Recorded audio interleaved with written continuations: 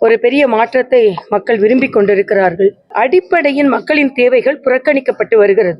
பள்ளிகளில் குழந்தைகள் தாக்கப்படுகிறார்கள். பள்ளிகளில் பாலியல் தொந்தரவுகள் மட்டுமல்ல, ஜாதிய தொந்தரவுகளும் இருக்கிறது. இது இதுவரை தமிழகம் பார்த்திராத ஒன்று. ஒரு மாற்றாக பாரதிய ஜனதா கட்சி கூட்டணி 2026 மக்கள் கூட்டணியாக வெற்றி பெற்று மக்களுக்கு என்னெல்லாம் செய்ய வேண்டுமோ செய்ய முடியும். ஆளும் கட்சி கூட்டணியை பார்த்தீங்கன்னா மக்களோடு அதிகமாக விலகி போயிருக்கிறார்கள். மக்களின் நம்பிக்கைக்கு நட்சத்திரமாக இருப்பது பாரதிய ஜனதா கட்சி கூட்டணி தான்.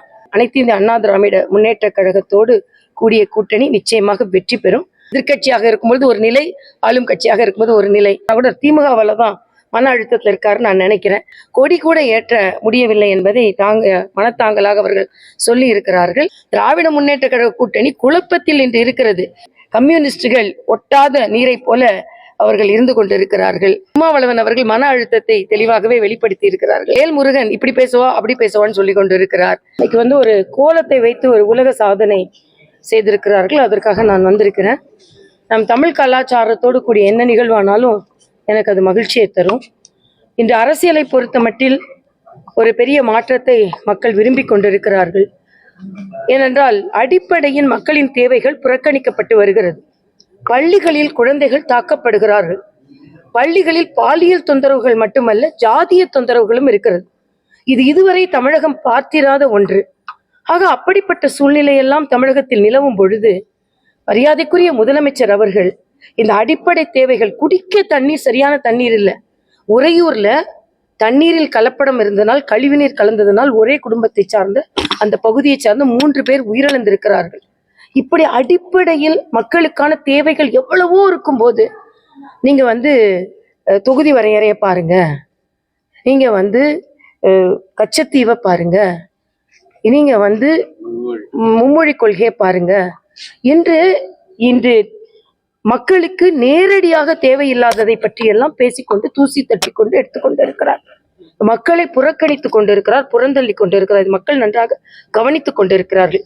அதனால் இன்று ஒரு மாற்றாக பாரதிய ஜனதா கட்சி கூட்டணி நிச்சயமாக 2026 மக்கள் கூட்டணியாக வெற்றி பெற்று மக்களுக்கு என்னெல்லாம் செய்ய வேண்டுமோ செய்ய முடியும். ஏன்னா இன்னைக்கு ஆளும் கட்சி கூட்டணியை பார்த்தீங்கன்னா மக்களோடு அதிகமாக விலகி போயிருக்கிறார்கள்.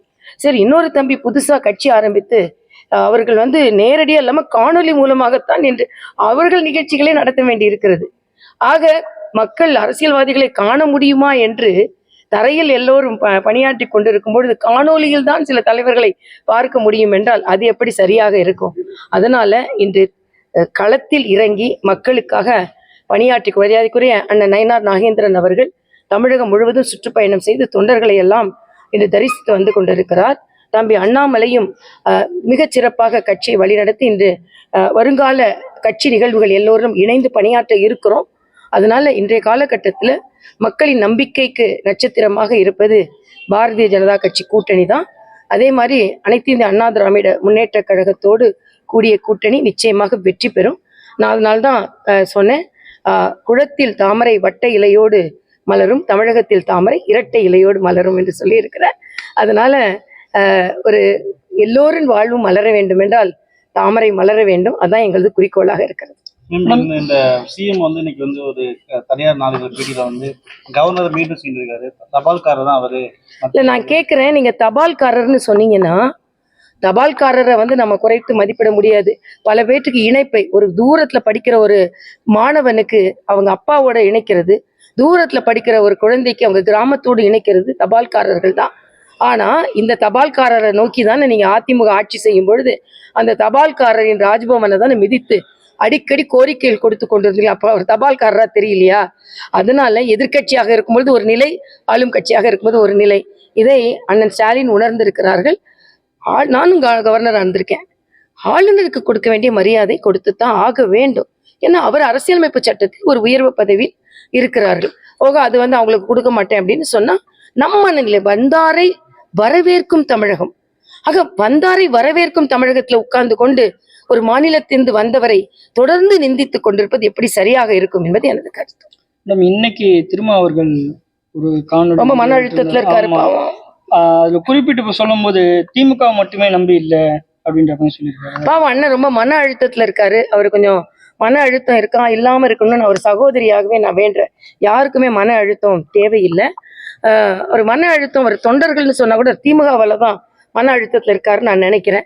ஏன்னா தெருந்தோறும் கொடியேற்றி பழகிய அவங்க தொண்டர்களுக்கு கொடி கூட ஏற்ற முடியவில்லை என்பதை மனத்தாங்கலாக அவர்கள் சொல்லி இருக்கிறார்கள். அது மட்டுமல்ல, திமுகவை மட்டும் நாங்க நம்பி இல்லை. அதனால தான் நான் சொல்றேன், அதிமுக பாஜக கூட்டணி கேள்வி கேட்கிற எல்லாரும் திராவிட முன்னேற்ற கழக கூட்டணி குழப்பத்தில் இன்று இருக்கிறது. துணை முதலமைச்சர் என்று போஸ்டர் ஒட்டிய செல்வ பெருந்தகை மறைமுகமாக எச்சரிக்கப்பட்டு போஸ்டர்ல எடுக்கப்படுகிறது.